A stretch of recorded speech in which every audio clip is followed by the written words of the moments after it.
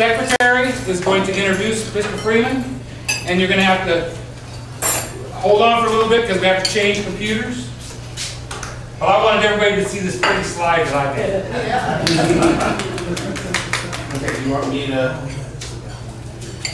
Okay, so how many of the folks in here, how many of you guys are Blaze subscribers? Or watch the Blaze? Oh yeah.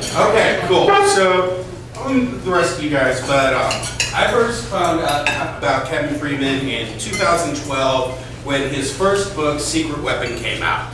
Now, to understand kind of the meaning of that, at least to me personally, I'll tell you, in 2008, when the market tanked, I always thought the whole thing just stunk. And I never really bought into the explanation that we were given officially by the government at the time. Just never bought into it. Lo and behold, 3-4 years later, Kevin Freeman puts out a book talking about how the 2008 financial crisis was actually a foreign attack on the United States. And that caught my attention. Heard that then. He went on, I sort of kept an eye on him, and then about a year or so ago, he came out with a second book called Game Plan, which is about the next round of financial terrorism and what to expect, you know, over the coming few years. And I mean, have you seen what's been going on in the world over the last 3 months? So that's that. The only other thing I really had to add is one thing that his work helped me understand that I think would be really helpful for everyone here, is that in war, while killing your enemy can help you win a war, ultimately the way you win a war is by making the other guy go broke. When the other side is too broke to fight back, that's ultimately when they surrender. That's why supply lines, you always go after them. Uh-oh, we're in trouble because Trump's not going to be broke for a long time. But anyways, that's just one thing that I think is really helpful to understand is ultimately making your enemy go broke is the surest way to defeat them. So without further ado, thank you.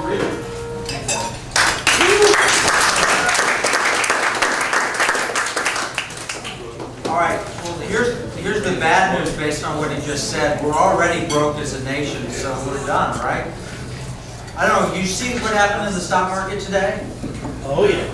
Down 300 and something points in the Dow. We were driving from Fort Worth to here, so I didn't see exactly the amount, but it was a worst day since February of last year in the stock market. And you know, it's not the only market that's been going down. The Chinese market's down about 30%, and it'll go down 6% a night in China. Well, my background is in the stock market. I was an investment manager for the Templeton organization. I have my own investment management firm. And in 2008, I warned the Pentagon that there was a looming crash coming. In fact, I warned Michelle Bachmann at the Republican convention in 2008 that something called naked short selling would determine the election. And it did. When the stock market crashed, that's when the election changed.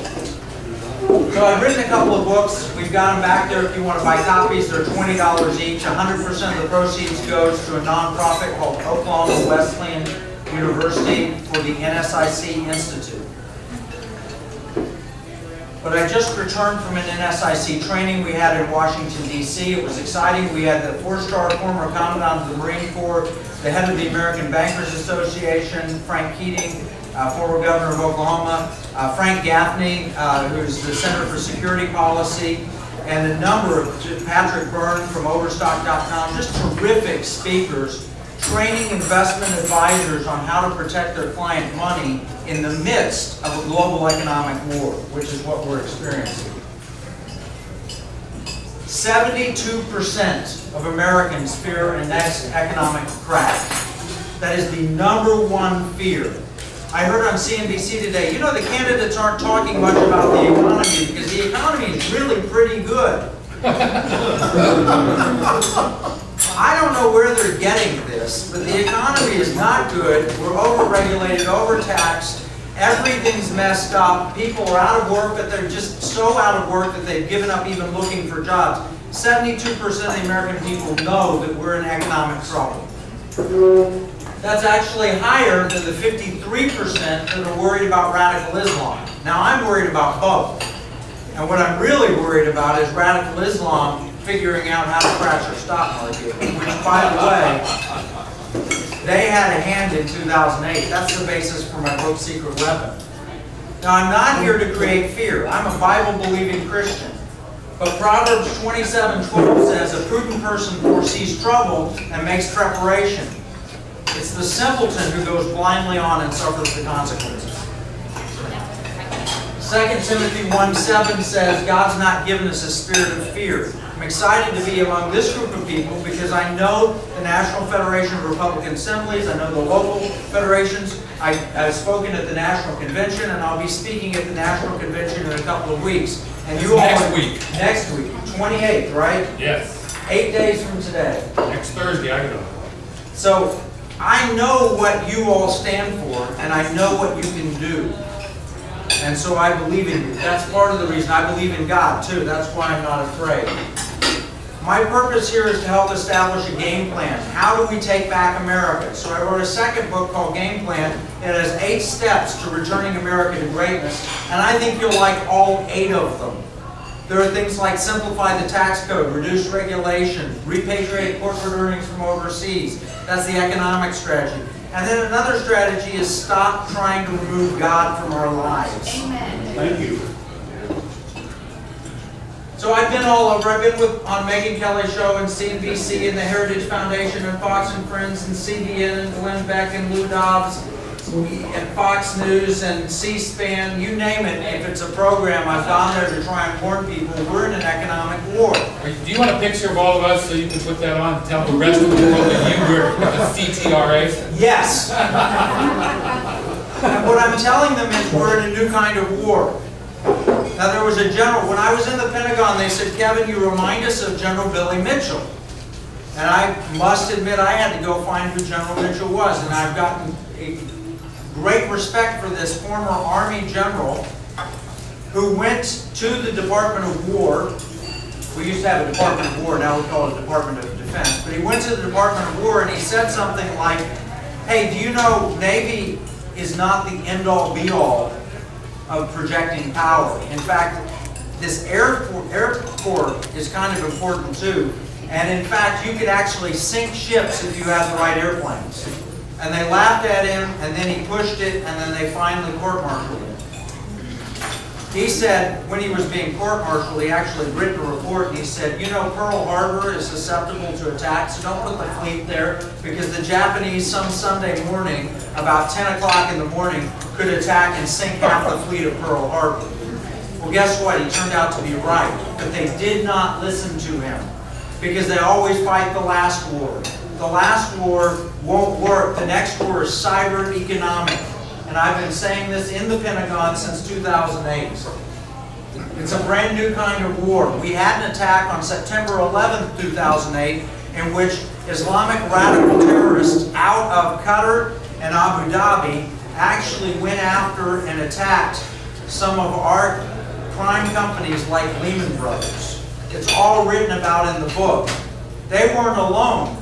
Vladimir Putin's Russia in the summer of 2008 went after Fannie Mae and Freddie Mac. How do I know that? I know that because the Treasury Secretary of the United States, Hank Paulson, was at the Olympics in Beijing when the Chinese said, hey, you know the Russians are trying to crash your stock market?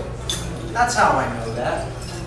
So I was commissioned to write a study, and the study became the book Secret Weapon, and I presented it to the Department of Defense. And what they did was they essentially said, hey, this is great, we're going to gear up and fight this next kind of war. And the next day I got a call and said, we've decided to classify your research, and if you ever speak of it again, we will put you in jail.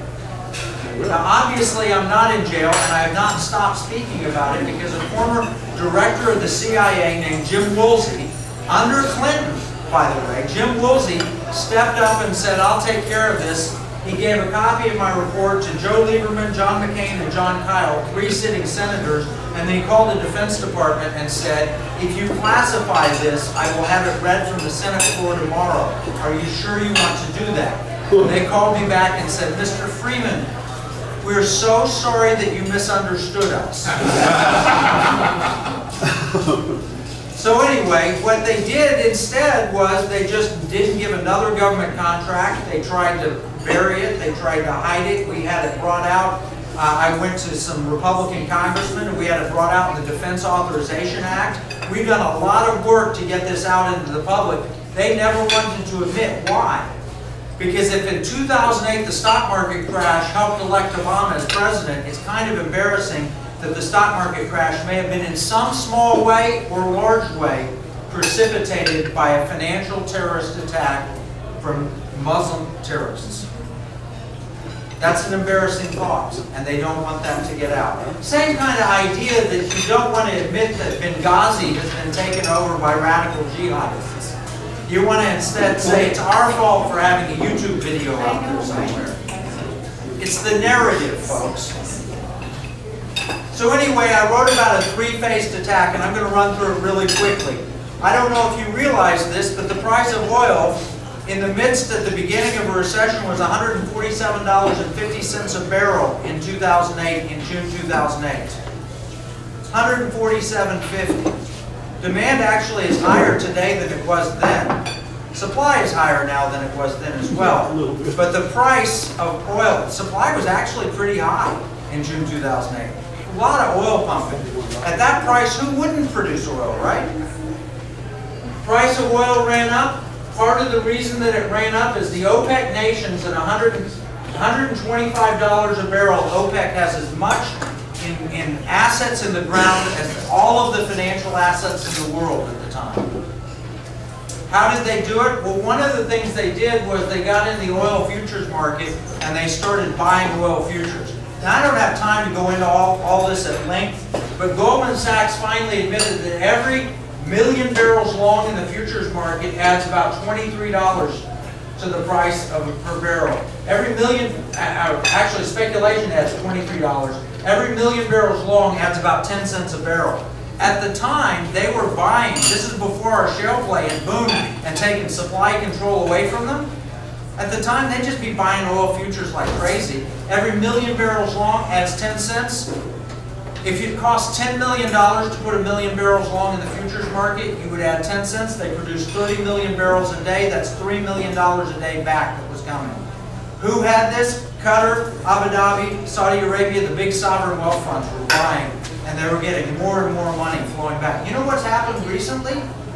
Actually, the futures market's going short, and they're going short from Saudi Arabia, which is a very interesting story. I don't have time to get into it, but you should contemplate why they want to lower the price of oil, especially when it's killing their local economy. They're going to stop that anytime soon.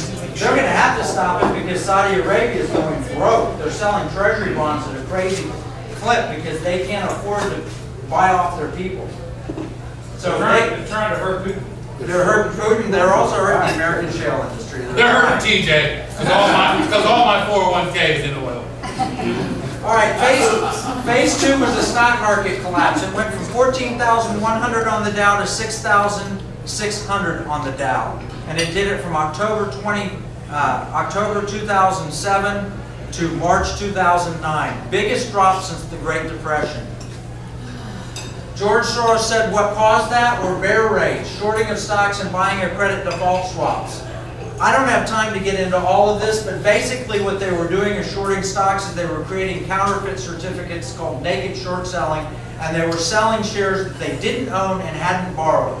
Completely illegal practice. The SEC did nothing about it. Eventually they panicked and stopped all short selling. But naked short selling caused between 30 and 70%, let's say half, of the decline in share values for Bear Stearns and Lehman Brothers. This is how they triggered the collapse. I'm not saying it wouldn't have collapsed. I'm not saying that the market wasn't over. I'm not saying any. But I am saying that they purposely did illegal trading activity, and the net result of it was it triggered a massive drop, and it all began September 11th, 2008. On September 11th, there were almost 23 million fake shares of Lehman Brothers sold in the markets. Over the course of a week, 100 million fake shares of Lehman Brothers were sold into the market. Lehman was in trouble, no doubt about it. But this was illegal activity. I'm going to play for you a little clip. This is Jim Cramer talking to Aaron Burnett about naked short selling that was happening. Listen to this clip. It's from the Blaze, from the For the Record. Can you hear that?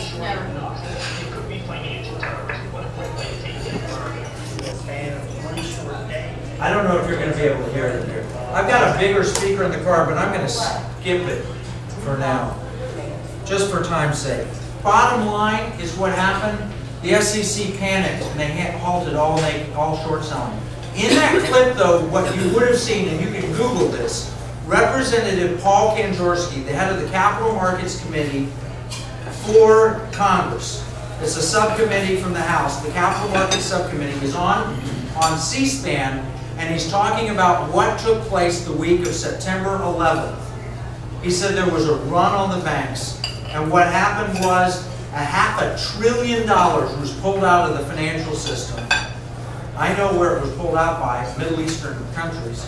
And it caused such a panic that he says if we had not done something, within 24 hours our economy would have collapsed. And within a couple of days the world economy would have collapsed. Then he says it would have been the end of America as we know it today. ATMs would have stopped working, people would have panicked, jobs would have been lost. That's why they did all the stupid TARP and all the other stuff they did. They had no plan, and so they panicked. And that's what caused the financial crash. The SEC panicked on September 19th and ended all short selling. They saw what I'm talking about. I'm the one who was telling it was taking place. They saw it. They said no more short selling on September 19th, which is essentially, in Texas we say, after all the cows have exited the barn, shutting the doors. This is a report in The Economist magazine, and it's based on my report to the Pentagon, and it shows the spike in daily settlement fails. That's how much illegal naked short selling, $600 billion on one day, was illegally dumped on the market, triggering the collapse. The other thing that happened was credit default swaps. I don't have time to get into all of that. Again, you can read it in the book, but imagine, do you think that if you could buy fire insurance on properties you didn't own, do you think that if people could do that, that maybe arson rates would go up? Guess what? That's what credit default swaps have been essentially so unregulated that essentially you could bet another person would not pay back their debts, and then you could squeeze them to where they couldn't pay back their debts and you could get paid off. It's really, really a frightening thing. All again is written in the book. It's like buying fire insurance on your neighbor's house. You create an incentive to burn down the house. George Soros, when Lehman Brothers failed, the entire system started to collapse. Here's what I mentioned earlier. Russia planned a Wall Street bear raid. Jaw-dropping stuff. The Chinese told Hank Paulson the Russians were suggesting a joint pact with China to maximize the turmoil on Wall Street. Guess what? I wrote a blog post in my blog, globaleconomicwarfare.com. You cannot pick up a Russian newspaper, media, website, anything. RT, Sputnik News, Pravda, they're all saying the American stock market is going to collapse this September. And they're quoting Jonathan Kahn of the Shemitah, and they're quoting the Blood Moons, and they're quoting Paul Craig Roberts, and all of these Americans saying we're going to have a collapse next month. That bothers me, that they're so vocal in saying what's going to happen, especially when their economy and their currency is in its. So, the investigation that took place was the Financial Crisis Inquiry Report. The investigation was a sham. I sent materials to them, and they refused to look at them until they had a legitimate copy, so I gave them where to get the copy from the Pentagon, and the Pentagon refused to release it even under subpoena because they said it had a copyright on it, and it was my copyright. Which is a whole other story in the book. Basically, the guy at the Pentagon who was told to squash my report, his wife worked at the Financial Crisis Inquiry Commission. Really, really bad politics. I tell you, I had lunch with Michelle Bachmann about 3 months ago, and she told me what they did to squash this research at the Intelligence Committee and the Financial Services Committee. It's really nasty what takes. I've been to Washington so many times. If you've heard the term rhino, they're all there. And they're all a part of this same system. It's very frightening. So this made the cover of the Washington Times, March 1st, 2011. Financial terrorism suspected in crash. That even showed a picture of the guy in the Pentagon who was told to squash the report. And I didn't come up with that. Bill Gertz, probably the best intelligence reporter in America, wrote that front page story. Bill Gertz is the guy, by the way, that Don Rumsfeld said he has better sources in this building than I do. That's how good he is. Okay, July 23rd. Did you know the Chinese have accused us of crashing their stock market? That scares me because you know what the protocol is for a communist nation? Is you accuse the enemy nation of what you're about to do. So the Russians accused, not that they're communists, they're a dictatorship practically though. Russians accused us of intervening in the Ukraine and causing the problems in the Ukraine right before they invaded Crimea. This is a new kind of war. It's written up in Newsmax and Steve Forbes and so forth. The new kind of war is economic because if they can break your investments and they can break your bank account and they can ruin our currency, they can defeat America because they cannot defeat us militarily yet. Although I have to point out, the incoming head of the Joint Chiefs of Staff said, I don't think that we could stop a Russian invasion of NATO. That's a little scary. We used to have a military that could fight on two fronts. We now have a military that may not be able to protect NATO from a Russian invasion. You know why? It's called sequestration. You know why? Because our economy is terrible. And we run up these huge budget deficits transferring money, wealth transfers, inside the company, you know, all the entitlements and everything else. That's why. That's the problem. We have the usual suspects but unusual weapons. Russia, China, Iran, North Korea, and jihadists. They all have cyber, market manipulation, currency attacks, EMP subversion, economic espionage, and energy. Those are their weapons. I'll just run through a few of them. In 1999, a book was written and published by the People's Liberation Army in China. It's titled Unrestricted Warfare. They said in Unrestricted Warfare, essentially, how to beat a superior foe. You muster large amounts of capital, you launch a sneak attack against financial markets, then after causing a financial crisis, you bury computer virus and hacker detachments, and you take out the network attack against the enemy, take out the civilian electricity network, traffic dispatching network, financial transaction network. That way you paralyze the enemy, and they collapse into social panic, street riots, and a political crisis. That's how you win. It was not, there wasn't anything in this book written about developing a new type of missile. It was all written about cyber attacks, market manipulations, EMPs, and all these other things that we don't think of because they're the new kind of war. They said financial warfare will be what takes place, and you know what they're basing it on? Not a military strategist, not a statesman. They said we're going to learn from what George Soros did to the British pound. Do you think that the Chinese have the financial capability and wherewithal to manipulate our markets if they use their $3.6 trillion of foreign currency reserves? They have a little bit more money than Soros did, and he brought the British pound to their knees. By the way, as a side note, Soros kept Britain out of the euro by crashing the pound. And frankly, I think they should thank him for it. They said causing a single man-made stock market crash is a new concept weapon. And they just accused us of using that weapon against them.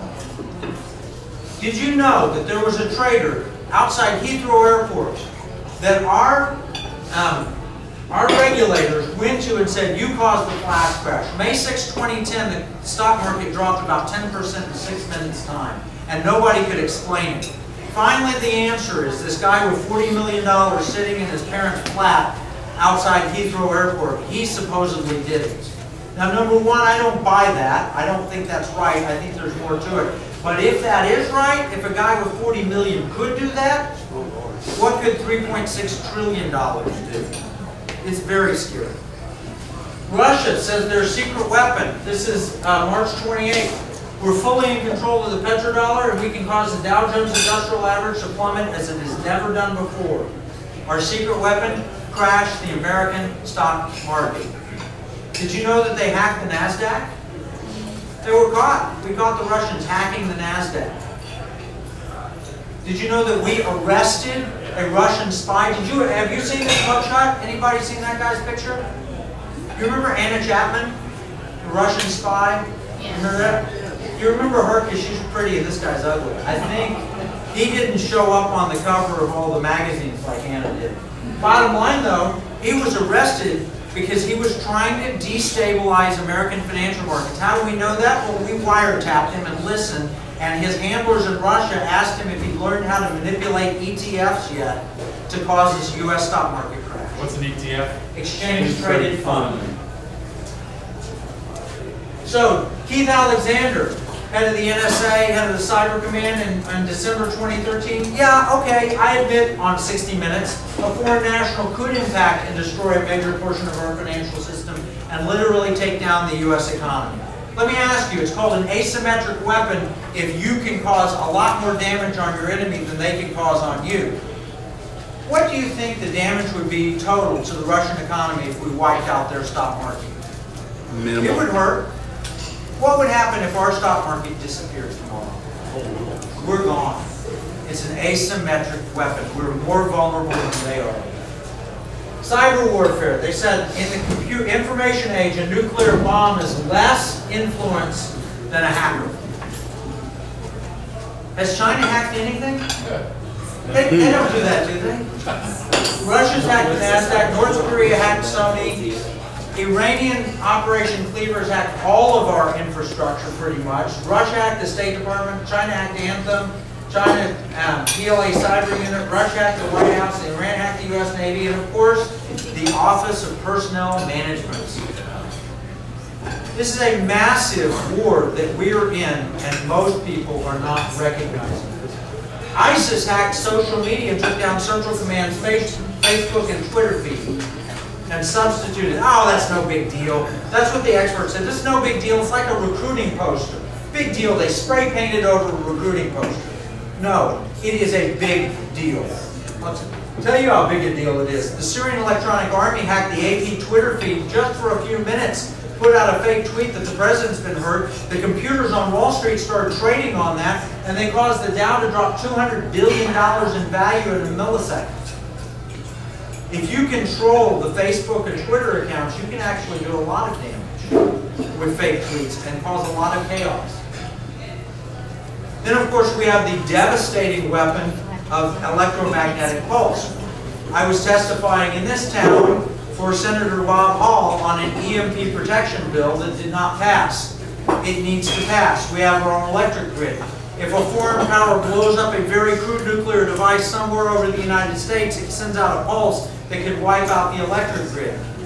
It passed the Senate, failed in the House. Failed in the House. North Korea has a satellite that they put up after they developed crude nuclear capabilities that goes over Columbus, Ohio every 24 hours, and one button push, if they put a nuclear weapon in there, one button push. You know the Iranians have a military document that 20 times says that it is a jihad, it is a approved, fatwa approved Islamic nuclear use is to explode one over the United States, which would be death to America, but wouldn't directly kill anyone, because it wouldn't irradiate anybody. It would just kill 90% of the populace when they could no longer get access to food, water, medicine, or transportation. According to a congressional study, 90% of Americans could die within 1 to 2 years if we could not bring our electric grid back up. Unrestricted warfare includes attacking currencies. Did you know that the Chinese in 2013 called for a de-Americanized world and the end of the use of the dollar? To fight the U.S., we have to come up with weapons. The most key weapon we have is the U.S. dollar reserves. Will cause crisis for Washington. Did you know that in 1998, Putin's buddy, Igor Panarin, got in front of a conference in Linz, Austria with 400 delegates And he said the United States of America is going to collapse sometime around the year 2010 because their foreign debt is a pyramid scheme. Did you know that when he said this, at the same time Alan Greenspan testified before Congress and said we're running such large surpluses now, we'll have our entire debt paid off by the year 2010? Who was closer to the truth? Greenspan was wrong and Panner was right. Whoops. TJ. The power just went out on the projector. Somebody exploded something on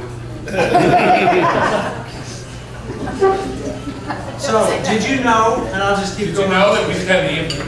Yeah. No, the computer store. Localize. Did you know that Russia and China have formed an Asia Development Bank that all of our allies joined when we asked them not to join it?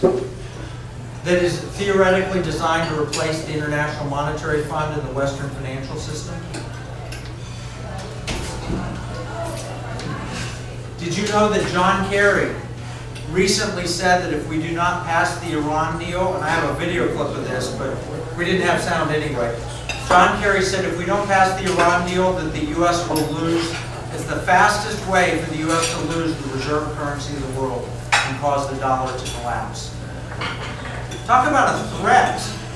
Is it a threat when he says to Congress, you have to agree to this or the dollar goes down? Had they never negotiated it, that wouldn't have been a problem. But because they negotiated such a bad deal, they said, if you don't agree to it, the dollar dies. Here's what scares me. What if they know something's going to happen against the dollar and they're trying to blame Congress for it? So this is him at Reuters where he said that. This is an Al-Qaeda captured document. There's an identical ISIS captured document that surfaced about 2 months ago that basically says our plan to reestablish the caliphate and take over the world. And one of the steps is economic warfare, electronic attacks against our infrastructure, and collapsing the dollar. This is a part of the game plan of every other enemy of the United States. And yet we're not thinking in these terms in the Pentagon. So what can we do about it? Pray. And I mean that sincerely. 2 Chronicles 7:14 is the answer. We can also protect Texas. We did get something through. My rep, Giovanni, put through the Texas Gold Bullion Depository Bill. Something that I wrote about in the first book, Secret Weapon. I wrote about it again in the book, Game Plan, and saying this is a way that Texans can protect themselves. And you know what? Just the fact that Texas establishes a bullion depository might be sufficient to prevent someone from trying to attack our currency. Because just imagine this, and we've got to get that thing operational. Because just imagine you can take gold and put it on deposit at the state of Texas. Then we could issue out a Texan card that you could use to go to Starbucks, and you could buy coffee at Starbucks if you wanted to. They would get paid however they wanted, in US dollars or in gold. We could issue bonds, and the bonds would go in the form of gold and go on in the form of the depository. We could create essentially a gold-backed Bitcoin that would be an alternative currency. Texas could do that? Texas could do that. That would be an because the Constitution provision allows states to issue currency if it's in the form of gold or silver. And I would love the Supreme Court case where they told us that that provision written plainly in the Constitution doesn't mean what it says. That's, Good point, but they did give us gun rights back. To a little bit. We did get some plain language out of the Second Amendment from the court. Bottom line is, I would love that debate with the American people, because would you rather have Texas guaranteeing your currency backed by gold, or the United States full faith and credit? Most people prefer Texas. So we started the NSIC, National Security Investment Consultant Training. General Jerry Boykin is one of our strong supporters. We give training and designation to investment advisors who want to protect their clients, and then they take the opportunity to talk to their clients about God and about politics. Two issues. You never talk about religion or politics, right? When it affects your money, people are more willing to listen. Jesus said, where your treasure is, there your heart will be also. Right now, America's treasure is in its bank account, 401k, stock market portfolios, and so forth. Trained investment advisors can get in there and say, hey, this impacts you directly. We want to educate Americans. We're tired of the Bill O'Reillys going around and asking people, hey, you know who Vice President is? And they don't have any Arnold Schwarzenegger and get those stupid answers back. If it's about their money, people care. So we'll make it about their money. This is the NSIC Institute. I'll just play this video. You won't be able to hear it, but it doesn't matter. It's just music. And you can see a little bit about what we do.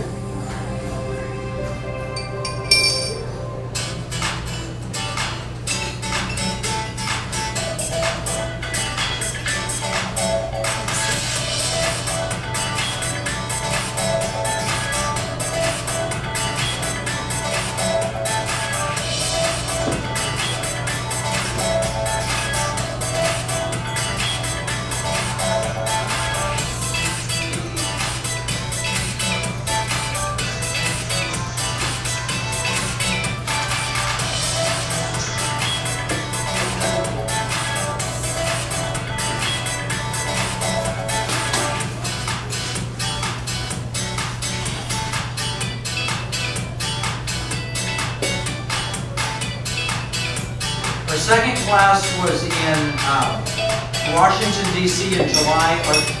Our next big class may be September next year in Israel. So we're pretty excited. We're bringing together national security, free market principles, and Judeo-Christian values.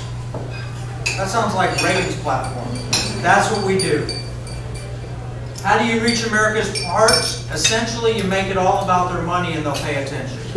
Jesus says, where your treasure is, there your heart will be also. Everyone asks us, what do I do with my money? So we then call America to repentance, according to 2 Chronicles 7:14. And we say, hey, this isn't a sissy answer to war. This is a real answer. General Patton, those who pray do more for the world than those who fight. And if the world goes from bad to worse, it is because there are more battles than prayers. Spiritually alert minorities carry the burdens and bring the victories. So that's what we do at the NSIC Institute. Our game plan for Christians is my next book I'm writing. I'll be talking about this at Skyline Church on September 11th of this year in San Diego, California, which is Jim Garlow's church.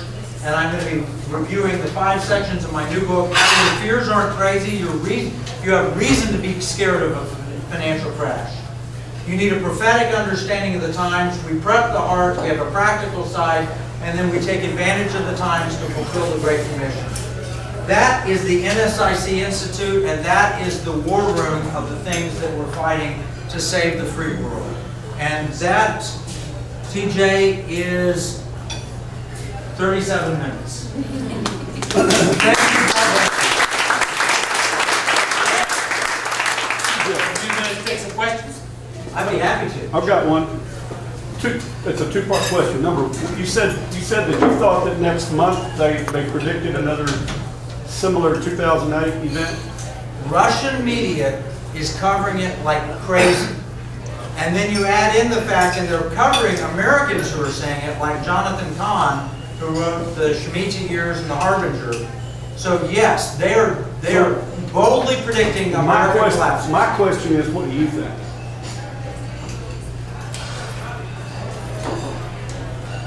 My question is, what do you think? Can you turn that off? Oh, serious?